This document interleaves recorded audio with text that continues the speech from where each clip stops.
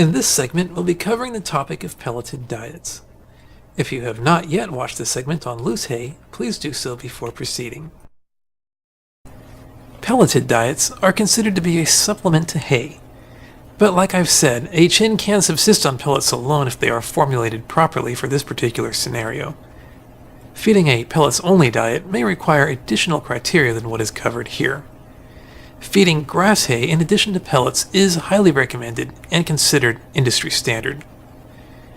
A chinchilla can subsist on loose hay alone and do just fine as well, as long as the correct types and ratios of hay are used.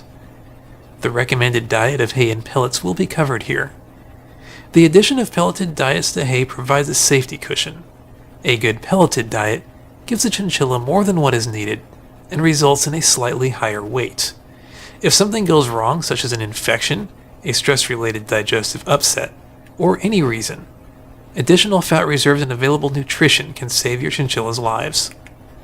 Specifically, as stated in the 3 basic dietary components, chinchillas should have a high-quality pelleted diet.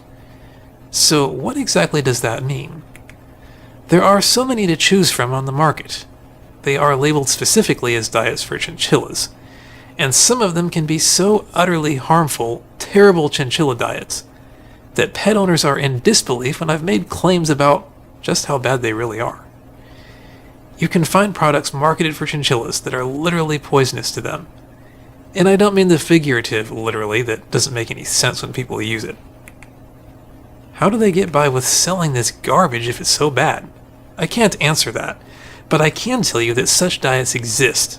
They're fed to thousands of chinchillas, and they wreak havoc on their internal physiology. An animal that should live 10 years may only live 2 or 3 on the worst pelleted diets, with or without loose hay. Instead of attacking the worst offenders by name here, we'll look at what the criteria are for what makes a good pelleted diet. If you apply these criteria, you'll do well to avoid those gimmicky, useless diets. A high-quality pelleted diet should be uniform in size and consistency, alfalfa-based, and not contain harmful ingredients. Let's begin with uniformity. The pellets throughout each bowl your chinchilla consumes should be the same. A good diet is a boring diet, all the same size and consistency. Variety in chinchilla diets is bad. If it's not uniform, chins will pick their favorite bits out of the bowl, getting too much of one thing and not enough of the other things. The more uniform the size of the pellets, the better. At least one manufacturer brags about this consistency on his label. There's a reason for this. I'll use my own pellets as an example. My standard gray chinchilla, Kulu, picks out the long pellets and leaves the shorter ones behind. He wastes other pellets as well, and I don't know what it is that he finds offensive about the ones that get dropped. My other chinchilla, Spot, gets fed the same food from the same bag and wastes very little. If a chinchilla can be that picky about normal pellets, you can imagine that a mixture of sizes, colors, and contents is not appropriate for chinchillas. Boring is good. Pellets should be alfalfa-based. Use an alfalfa-based pellet and feed hay grass. Grass-based pellets are available, but this is not usual for chinchilla diets. Alfalfa is rich in calcium and contains nutrients in it that grass hay does not. It also contains a higher concentration of easily digestible carbohydrates. A good pelleted diet not only has good ingredients, but it does not contain harmful ingredients. While it's trendy to avoid things like genetically modified ingredients, preservatives, and additives with names that are not easy to pronounce, chinchillas really don't care about those details. Their digestive systems don't care. In fact, it's the mundane, fresh fruits, nuts, seeds, etc. in bad diets that causes all the trouble.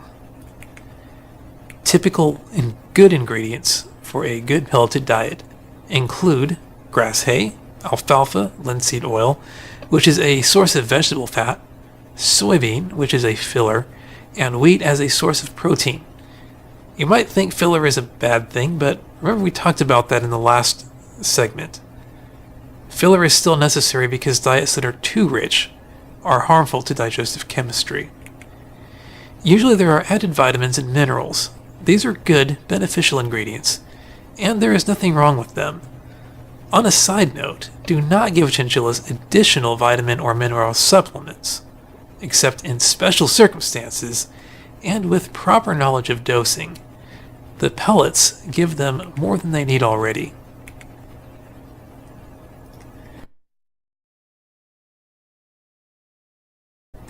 So here's what pellets should not have, ever. Dried fruit or chunks of sugary treats. This can cause digestive upset and bloat. Also, it can affect the teeth, causing tooth decay, and that dreaded malocclusion we hear about, which is fatal. Nuts and seeds should never be included in chinchilla pellets. Chinchillas cannot process oils and fats well.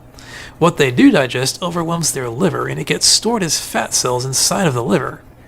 This interferes with the liver's function and results in a deadly condition called lipidosis, or fatty liver disease. Peanuts can contain an extremely dangerous pathogen that causes the respiratory disease aspergillosis. This is also fatal. Avoid peanuts. It is an unnecessary component that carries an unnecessary risk.